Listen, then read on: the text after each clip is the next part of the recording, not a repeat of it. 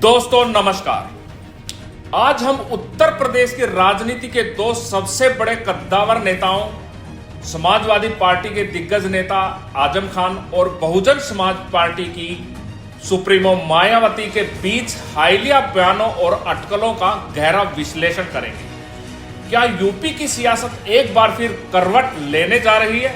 आइए समझते हैं।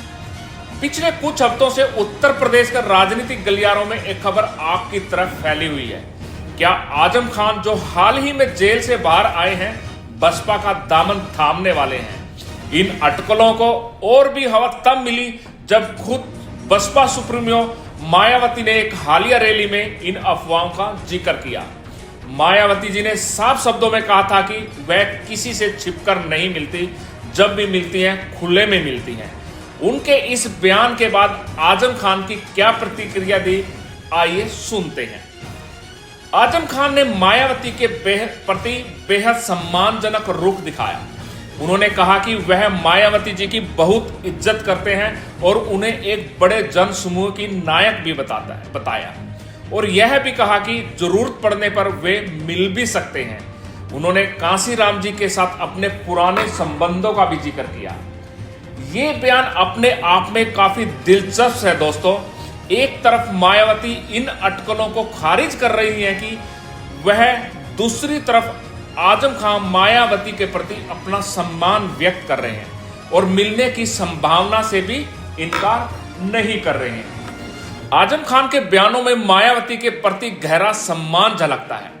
उन्होंने कहा, वह बड़े जन समूह की नायक हैं, मैं उनकी इज्जत करता हूं, मेरी नजर में उनकी अहमियत है। यह बड़ी सियासतदान बातें हैं, यह कोई सामान्य राजनीतिक बयान नहीं है। आजम खान जैसे कद्दावर नेता, जो खुद कई दशकों से यूपी की राजनीति का मुस्लिम केंद्र रहे हैं, उनके मुंह से ऐसे शब्द निकलना बहुत मायने रखता है। उन्होंने यह भी कहा कि वह के मुख्यमंत्री रही न रही, इससे कोई लेना देना नहीं, वह एक बड़े जन समूह की नायक है। यह टिप्पणी बहुत महत्वपूर्ण है क्योंकि यह दिखाती है कि आजम खान मायावती के राजनीतिक कद को सत्ता से परे मानते हैं। और फिर आता है कांशीराम से जुड़ाव का जिक्र। आजम खान ने बताया कि कांशीराम सुबह 4 बजे उनसे मिलने आते थे। यह दिखाता है कि बसपा के संस्थापक के साथ उनका व्यक्तिगत संबंध कितना गहरा था। यह सिर्फ एक मुलाकात नहीं थी, यह वैचारिक और व्यक्तिगत जुड़ाव का संकेत भी है। क्या यह जुड़ाव आज भी बसपा के प्रति उनके मन में किसी तरह की सहानुभूति रखता है? क्या आजम खान के लिए सिर्फ मानवीय या सामाजिक जरूरत है या इसके पीछे कोई गहरा राजनीतिक निहितार्थ रखा है? हम इस पर आगे चर्चा करते हैं। अब आते हैं मायावती के बयान पर। उन्होंने साफ कहा कि अफवाह फैलाई जा रही है कि दूसरी पार्टी के फलाना वरिष्ठ नेता हमारी पार्टी में शामिल हो रहे हैं। मैं ऐसे किसी से छिपकर नहीं मिलती हूं, जब भी मिलती हूं तो खुले में मिलती हूं। यह बयान भी कई मायनों में अहम है।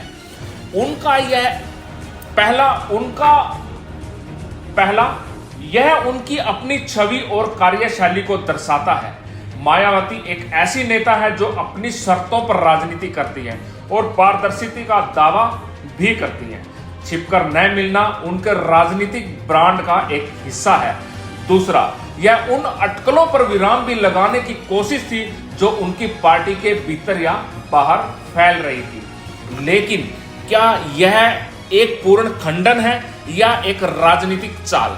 अक्सर राजनीति में बयानबाजी का अपना एक अर्थ होता है।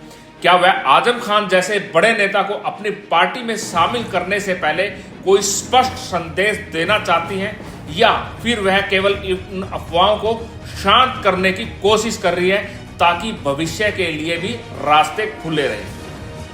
यह भी संभव है कि मायावती को इन अफवाहों से कोई नुकसान न पहुंचा हो, बल्कि इन अटकलों से बसपा को एक बार फिर चर्चा में जरूर ला दिया है। ऐसे में उनका यह बयान राजनीतिक संतुलन बनाने की एक कोशिश भी हो सकता है। इन सब बयानों के बीच एक महत्वपूर्ण घटनाक्रम हुआ।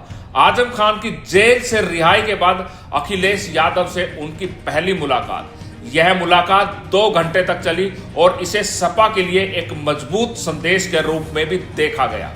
अखिलेश यादव ने आजम खान को पार्टी का दरख्त तक बताया और कहा यह बड़ी लड़ाई है और इसे हमें सब मिलकर लड़ना है।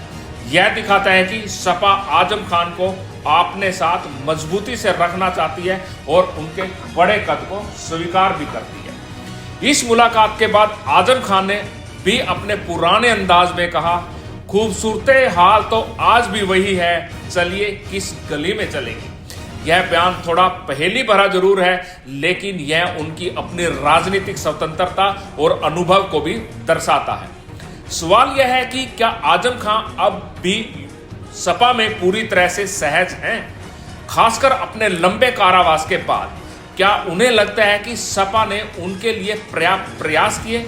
इन सवालों का जवाब उनके अगले कदम पर निर्भर करने वाला है। सपा के लिए आजम खान का बसपा में जाना एक बड़ा झटका हो सकता है, खासकर मुस्लिम वोटों के समीकरण को देखते हुए। दोस्तों, तो इन सब बातों का मतलब क्या है? क्या आजम खान सच में बसपा में जा सकते हैं या सिर्फ राजनीतिक दांव पेच का ही हिस्सा है?